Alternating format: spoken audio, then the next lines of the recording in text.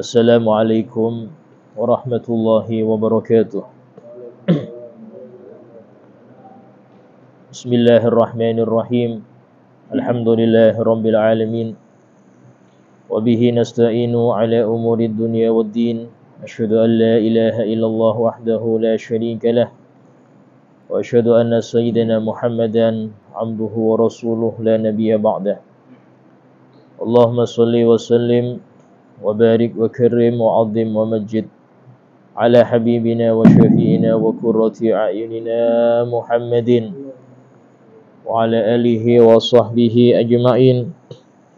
Subhanaka la ilma lana illa ma 'allamtana innaka antal alimul hakim. Rabbi shrah li sadri wa yassir li amri wahlul 'uqdatam min lisani yafqahu qawli bijahin nabi wa alihi. Qala Allah Ta'ala wa qur rabbi zidni ilma. Wa qala Rasulullah sallallahu alaihi wasallam talabul ilmi fariidatun ala kulli muslim. Alhamdulillah, segala puji bagi Allah Subhanahu wa Ta'ala yang telah menciptakan dunia sebagai tempat kita mengumpulkan amal soleh dan menciptakan akhirat sebagai tempat kita kembali, sehingga dalam hal ini seseorang harus mengetahui bahwasanya tujuan dia diciptakan bukan untuk dunia, dia diciptakan untuk akhirat. Orang yang tidak sadar akan menjadikan orientasi hidupnya adalah dunia dan dunia, belajar untuk dunia, bekerja untuk kenyamanan yang singkat ini. Bahkan kadangkala dia rela untuk mengorbankan sholatnya hanya demi kebahagiaan duniawi. Dia rela memutus silaturahim hanya demi kebahagiaan yang sesaat. Padahal kehidupan dunia ini adalah sesuatu modal yang besar untuk kita mendapatkan kebahagiaan yang abadi.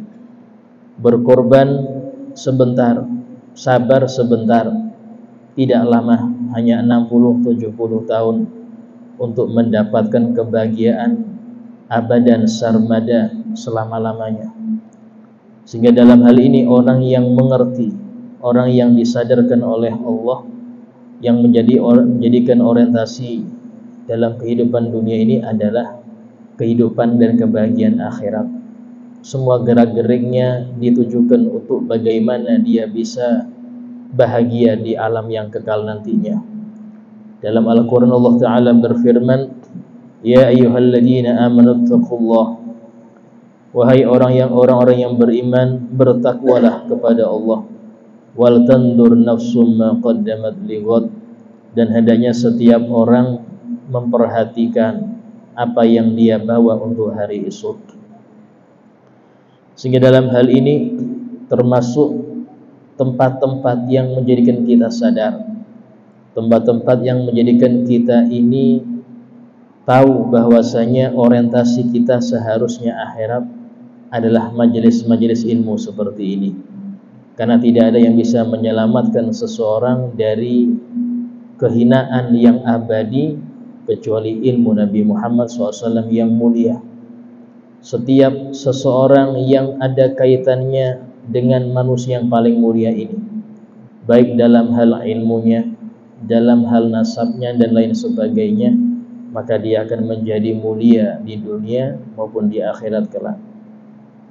Walhamdulillah, masih kita dalam kajian tentang al-mustahiqun, orang-orang yang berhak mendapat zakat, yang mana telah kita paparkan dan kita jelaskan tentang 1 dan 2 daripada 8 golongan itu, yaitu fakir dan miskin, sudah kita paparkan ya.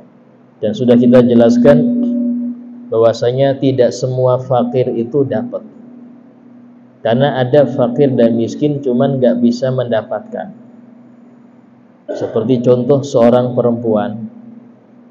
perempuan yang fakir, kalau dia sebagai anak daripada orang tua, dia punya orang tua walaupun sudah balik tapi fakir, maka dia nggak bisa dapat zakat karena dia masih ditanggung oleh orang tuanya. Nanti kalau dia sudah menikah bersuami, tetap nggak bisa juga dapat zakat karena dia sudah ditanggung oleh suaminya.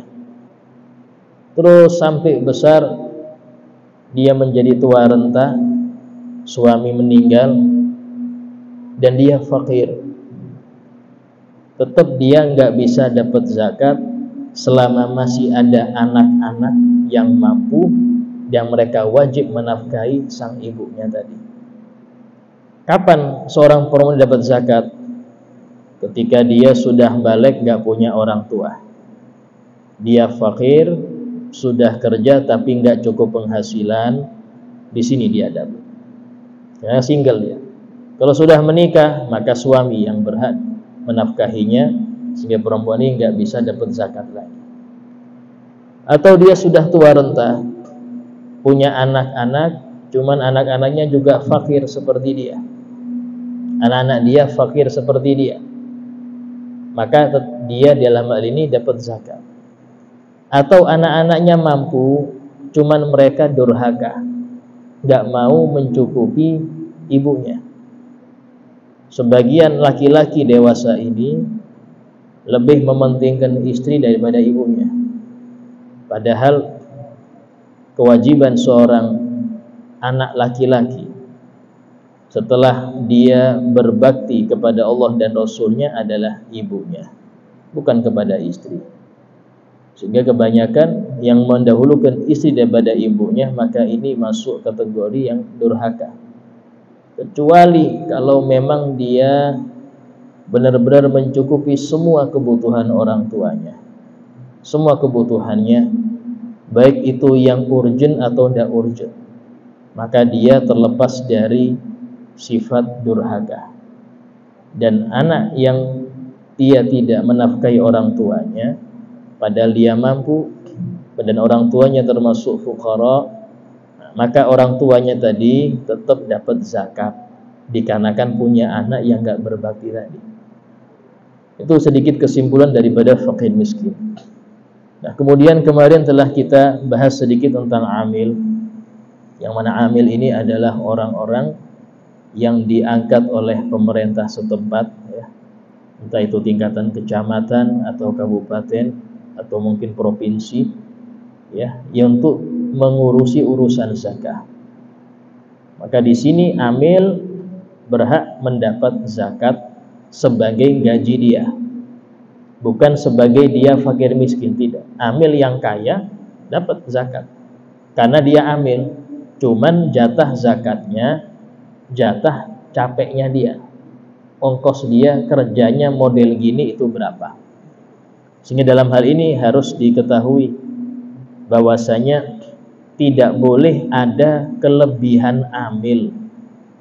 Contoh seumpama ini untuk tingkat RT atau RW atau mungkin kelurahan, itu yang dibutuhkan amilnya itu 3 aja sudah cukup, maka nggak boleh lebih dari 3. Kenapa? Karena nanti akan membengkak daripada pengeluaran zakat tadi, karena dia digaji.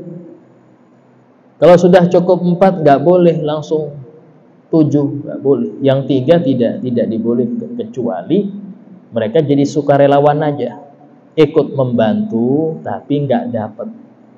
Namanya sukarelawan zakat. Dan itu sama dengan segala aktivitas yang mana gajinya itu dari uang amanah, ya. Contoh nih, PNS.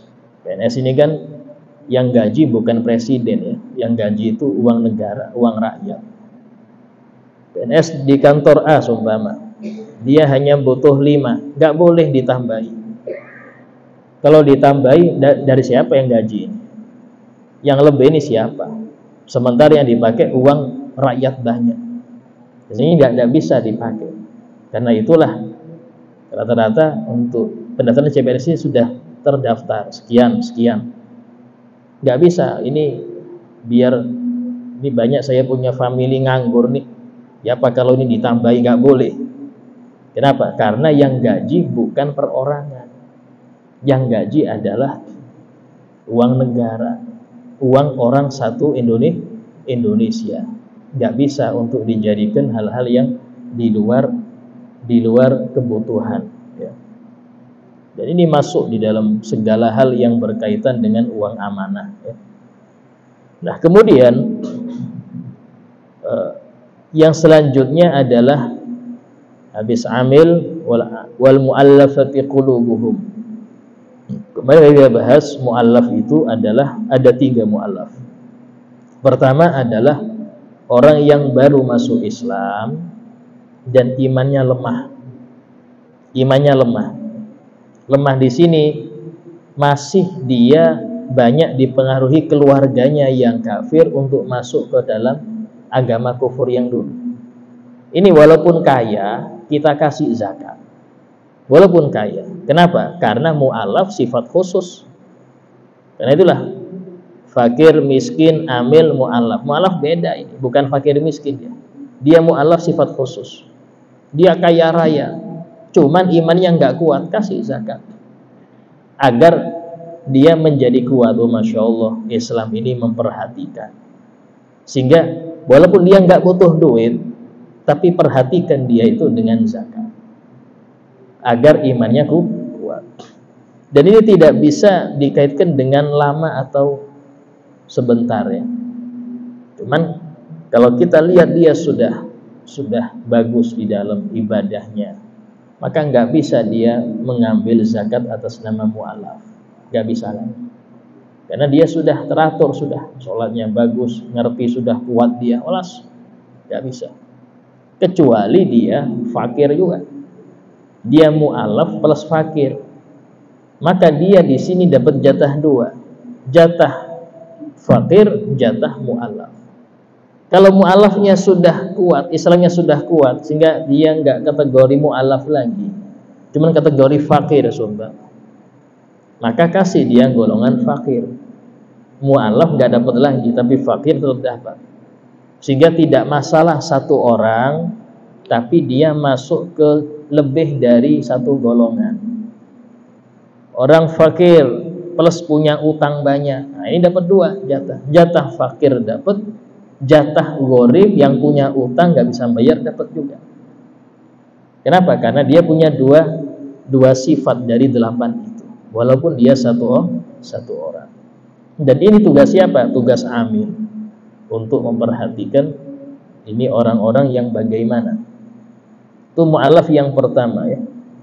Yang kedua, mu'alaf yang kedua daripada arti mu'alaf, yaitu orang yang dia ini sebagai kepala suku atau tokoh di masyarakatnya. Dia tokoh di masyarakatnya yang kafir. Semua masyarakatnya kafir semua, dan dia pemimpinnya. Dia masuk Islam. Dan dia kuat Islamnya kuat. Jadi bukan mu'alaf yang pertama yang lemah, nah, dia kuat.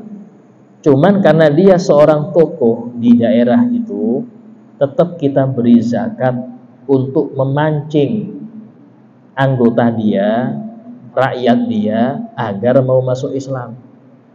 Dia sudah kuat nih, tapi karena dia seorang tokoh, pemimpin, kita kasih dia zakat agar memancing yang lain juga pengen Islam. Diiming-imingi, tidak masalah. Pada suatu kali Nabi kita Muhammad SAW dalam satu kisah dermawannya Nabi Muhammad, ada seorang kepala suku, kalau nggak salah suku Saqif, itu baru masuk Islam, dia kuat Islamnya. Sowan kepada Nabi Muhammad SAW, sowan, diajak Nabi jalan-jalan. Suatu kali pemimpin Saqif ini melihat ada ribuan domba, banyak ribuan domba.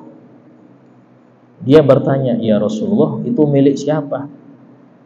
Oh, itu milikku, tapi sekarang itu milikmu. Kaget, ya Rasulullah, jangan bercanda. Berapa milikku? Ambil semuanya.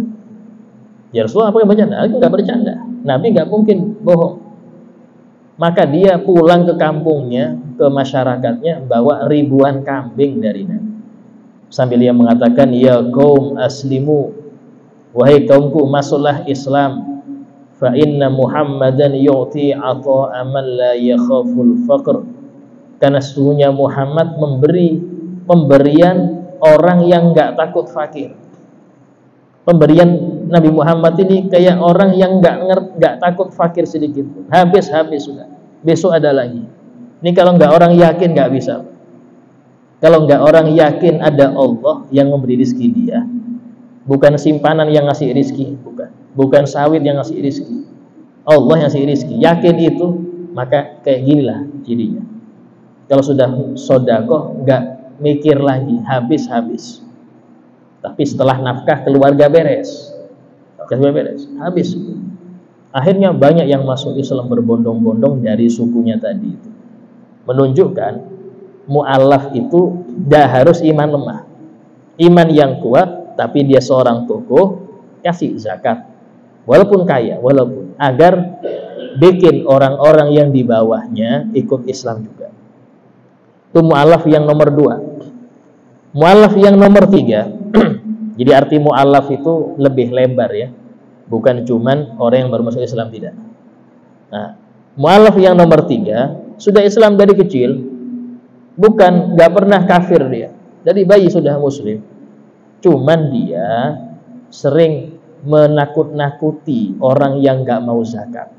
Hati-hati sampean nggak zakat, hati-hati. Dan dia sering sosialisasi zakat ke kampung-kampung. Ayo yang punya harta wajib zakat, jangan lupa. Sering, walaupun dia kaya, walaupun dia itu nggak pernah mengalami kekufuran, muslim dari bayi, kasih zakat, karena dia masuk golongan mu'allaf. Agar apa Ustaz? Agar semangat, kasih dia zakat agar semangat untuk tetap dia keliling untuk bersosialisasi zakat. Jelaskan, ini loh zakat, hukumnya wajib, ini dijelaskan ya. Dan menakut-nakuti dengan dalil orang-orang yang nggak mau zakat, agar orang-orang itu sadar ada kewajiban selain sholat, apa itu? Wa'atuz zakah.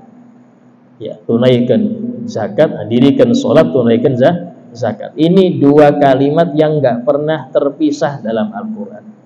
Pasti ya. Kata di Al-Quran itu waqimus sholat wa'atuz zakah.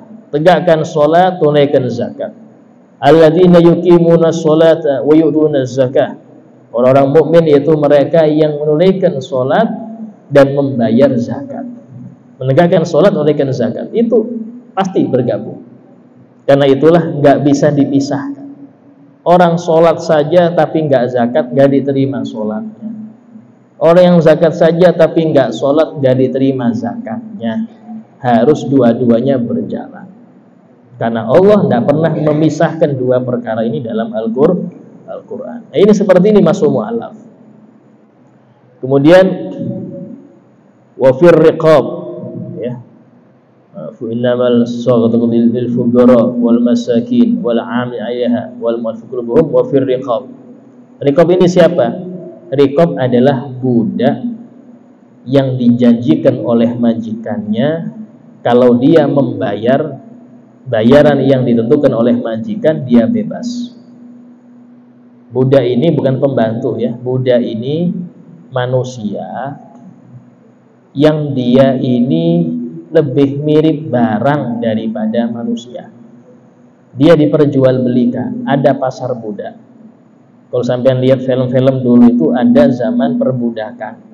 Dia di pasar dijual. Kalau sudah membeli, sudah milik pembelinya itu sudah milik pembelinya. Bahkan kalau itu budak perempuan, boleh untuk dihubungin majikan tanpa nikah, karena sudah hak milik. Sudah hak milik. Ya. Cuman kalau dia dinikahkan dengan budak lain, nggak boleh majikan menghubunginya, karena dia sudah bersuami. Tapi kalau dia belum bersuami, boleh dihubung. Nah, itu namanya budak. Budak kalau dia dikasih kesepakatan oleh majikan, kalau dia membayar dengan bayaran sekian, maka dia bebas. Nah, budaya seperti ini harus dibantu, karena Islam ya, itu menganjurkan untuk menyamakan semua manusia, nggak ada lagi perbudakan, semuanya merdeka. Tapi memang ini kasus ada itu, ada ya.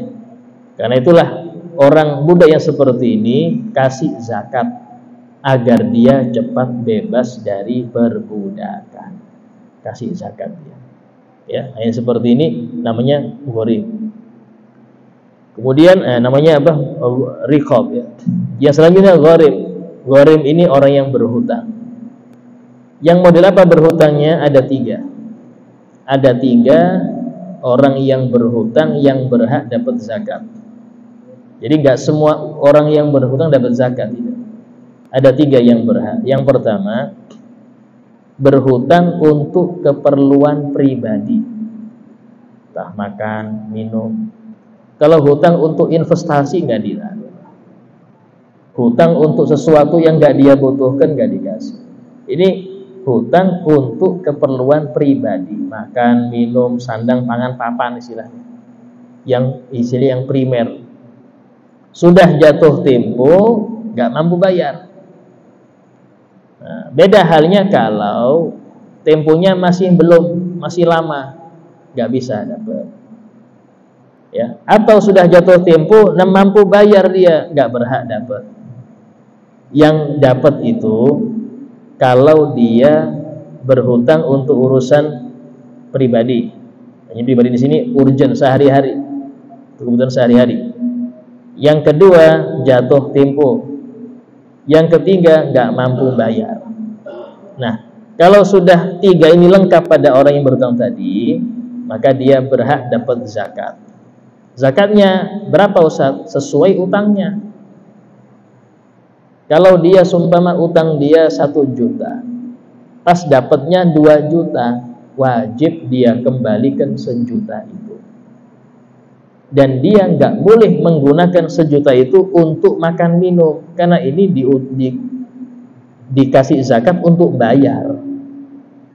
Ini kasih dapat zakat buat DP motor, nggak bisa, nggak boleh, karena dia mendapat zakat sebagai gharib, orang yang berhutang, sehingga wajib untuk bayar utang. Kalau lebih harus dikembalikan. Beda dengan fakir ya.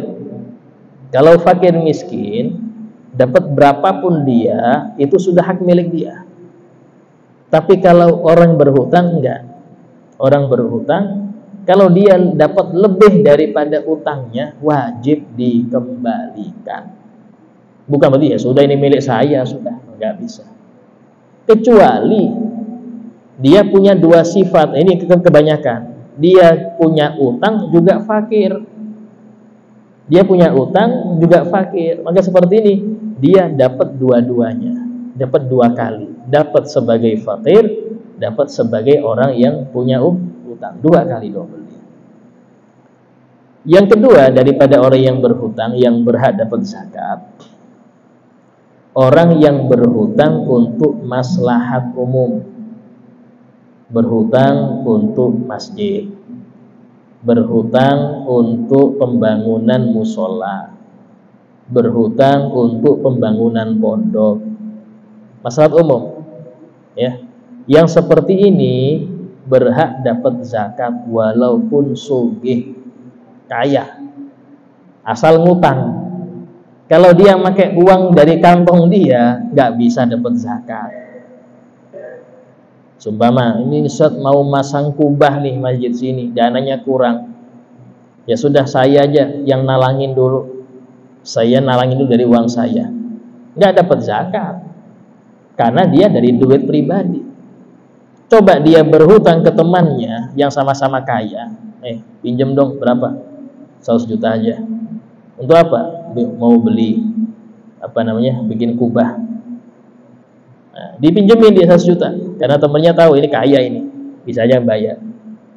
Nah, saya yang kaya yang utang tadi berhak dapat zakat karena hutangnya untuk maslahat umum. Dari sinilah cara bagaimana pondok, masjid, musola, majelis taklim dapat zakat, caranya seperti ini.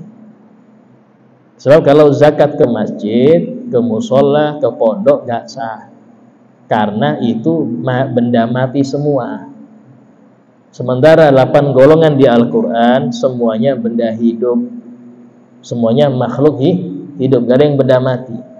Nah, caranya biar dapat zakat harus ada di antara panitia berhutang. Hutang terserah untuk material kah, untuk bayar tukang kah, yang penting dia ngutang dulu. Nah, karena dia ngutang untuk maslahat umum, dia dapat.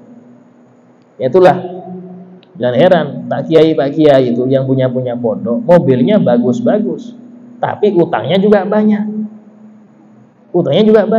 Sehingga boleh kita ngasih zakat mereka. Karena mereka hutangnya bukan untuk pribadi, untuk maslahat umum. Ustaz, dia mobilnya bagus, masa dia ngutang? Lah, ngutang dia bukan untuk pribadi, ngutang dia untuk maslahat umum. Boleh kita kasih zakat, boleh. Kenapa? Karena dia berhutang, bukan orang fakir ya. Dia berhutang maslahat umum. Nah, yang ketiga, daripada orang yang berhutang yang mendapat zakat adalah orang yang berhutang untuk mendamaikan 2 orang yang bertikai. Contoh, ada di kampung 2 orang rebutan tanah. Satu yang menempati sudah bertahun-tahun menempati situ. Satunya lagi saudaranya yang punya suratnya, tapi dia nggak pernah di situ. Nah, yang menempati ini mengklaim, oh ini tanah saya, sudah nempatin lama di sini. Yang satunya, mana suratnya? Ini saya punya surat, ini punya milik saya. Ribut. Satu punya surat, satu sudah belasan tahun di situ. Nah, di sini akhirnya saya datang. Nah, ini harus saya damaikan nih. Berapa harganya tanah? 50 juta, Pak.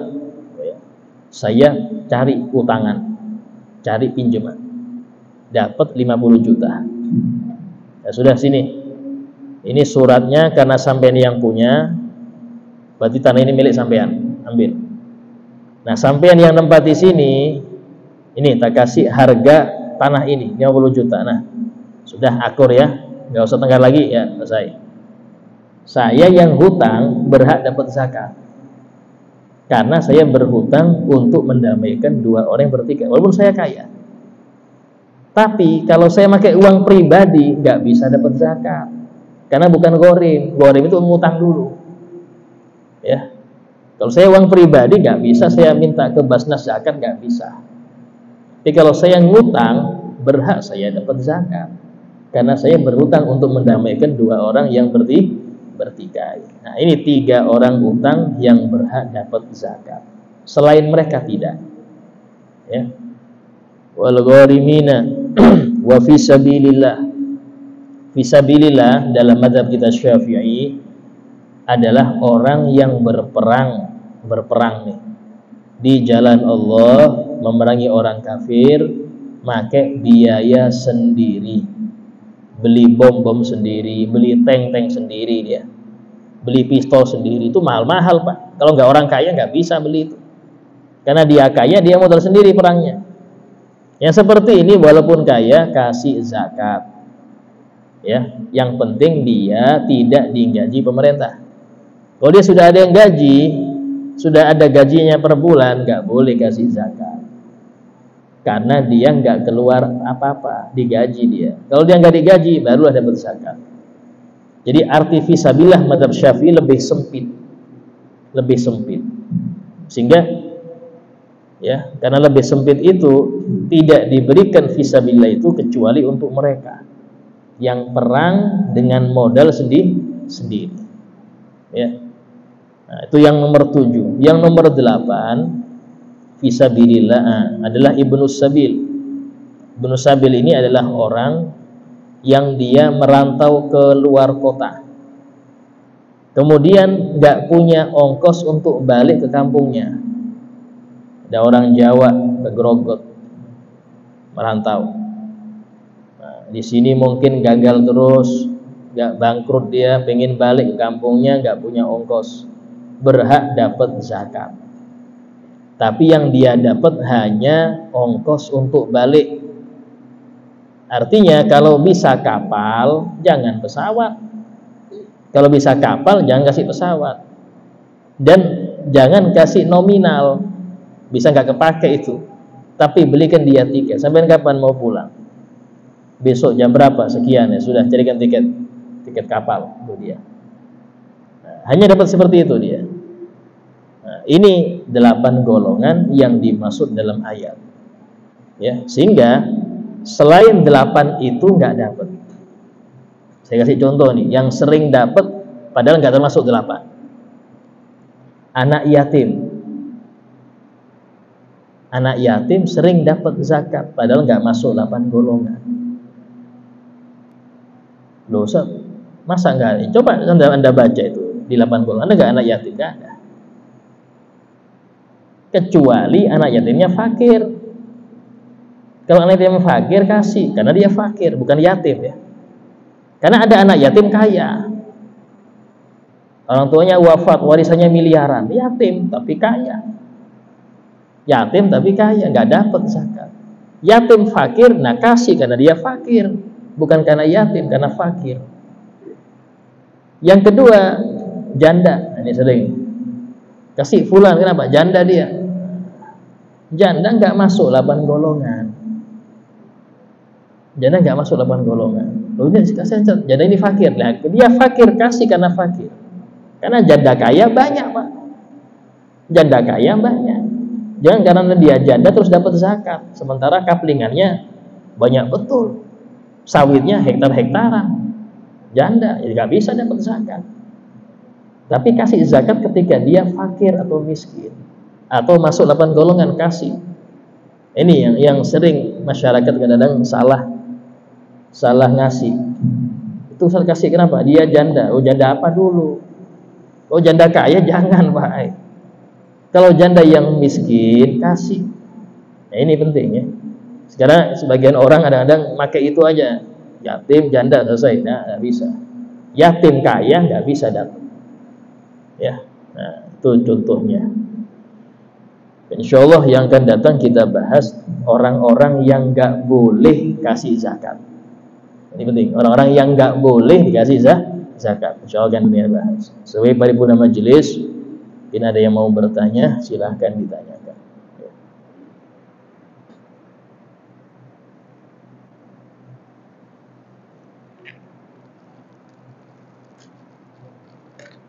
Oh ya.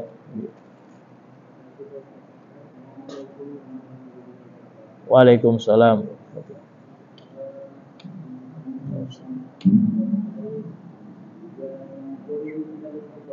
Ya, Pak?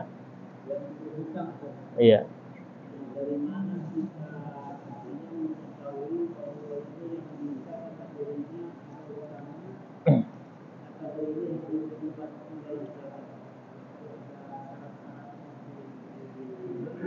Oh iya.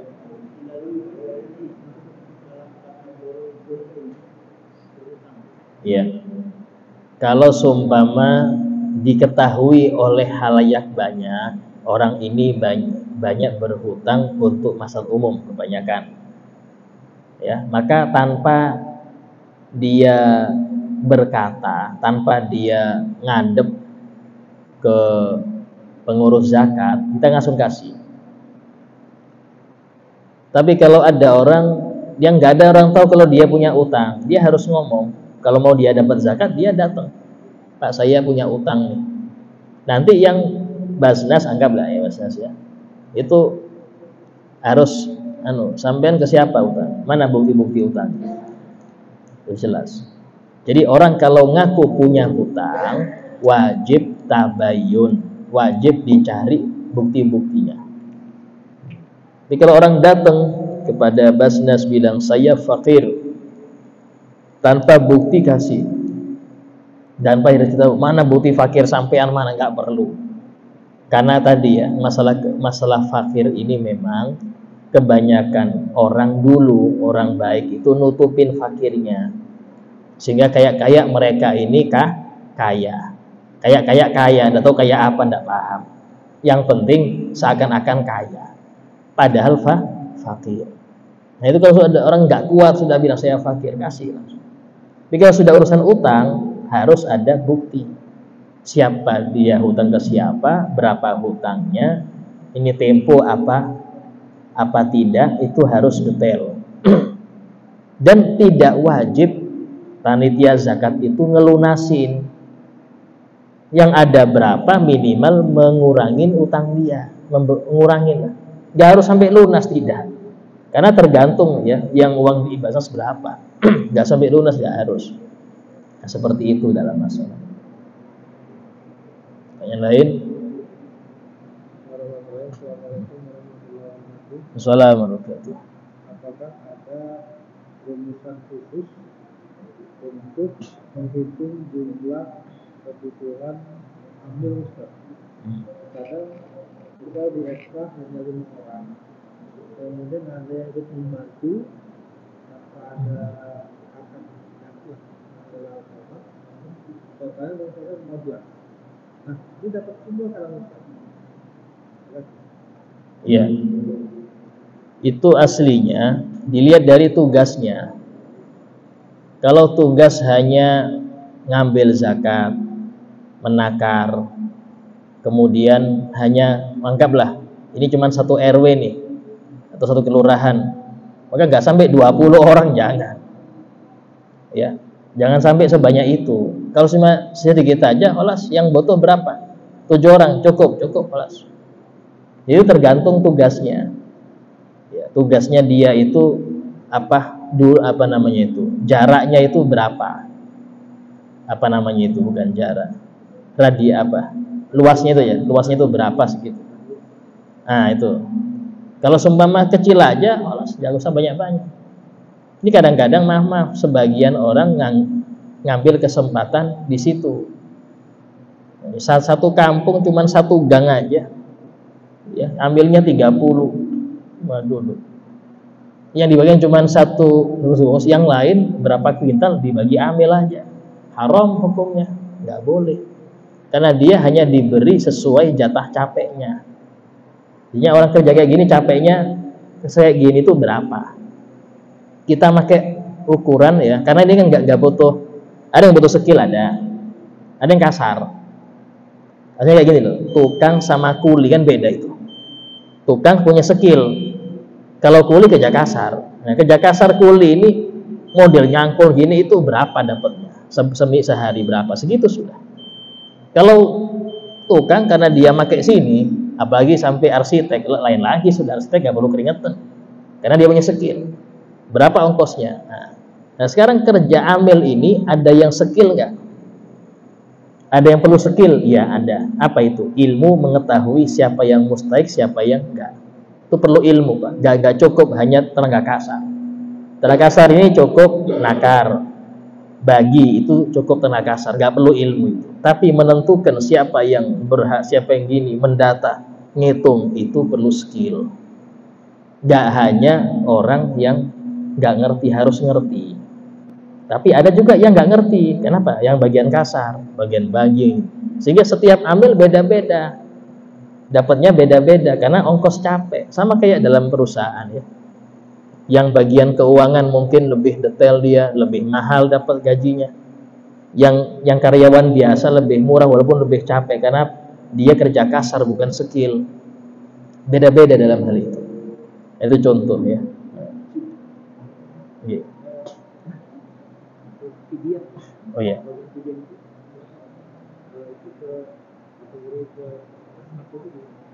Nah, kalau fidyah khusus fakir miskin aja. Dalam Al-Quran Allah Ta'ala berfirman, walladzina yutiqunahu fidyatun ta'amu miskin. Dan bagi orang-orang yang gak mampu lagi berpuasa, gak kuat lagi, sudah tua renta, maka mereka hanya membayar fidyah, yaitu memberi makan orang miskin.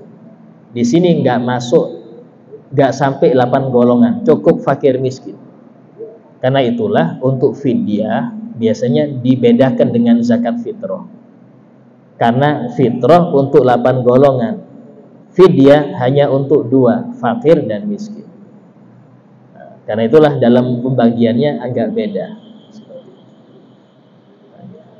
Alhamdulillah, insyaallah semoga apa yang kita sampaikan bermanfaat dan dapat dipahami, dan semoga lebih baik lagi kita di dalam mengeluarkan zakat atau menerimanya, apakah sudah termasuk atau belum.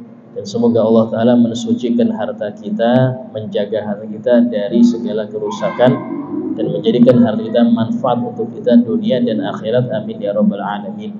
Ala hadiniyah wa kulli niyatin salihah wa ala ma nawa bihi salafuna salih. Al-Fatihah. إياك نعبد وإياك نستعين اهدنا الصراط المستقيم صراط الذين أنعمت عليهم غير المغضوب عليهم ولا الضالين آمين. بسم الله الرحمن الرحيم الحمد لله رب العالمين اللهم صل وسلم على سيدنا محمد وعلى آله وصحبه أجمعين. ربنا انفعنا بما علمتنا ربي علمنا الذي ينفعنا ربي فقهنا وفقه أهلنا وقرابات لنا في ديننا ربي وفقنا وفقهم لما ترتضي قولا وفعلا كرما ورزق الكل حلالا دائما وأخلا يا علماء نهضى بالخير وكفى كل شر ربنا واصلح لنا كل شؤون وقر بالرضا منك العيون وقض عنا ربنا كل الديون قبل أن تأتينا رسل المنون ربنا آتنا في الدنيا حسنة وفي الآخرة حسنة وقنا عذاب النار وصلى الله على سيدنا محمد وعلى آله وصحبه وسلم والحمد لله رب العالمين. Assalamualaikum warahmatullahi wabarakatuh.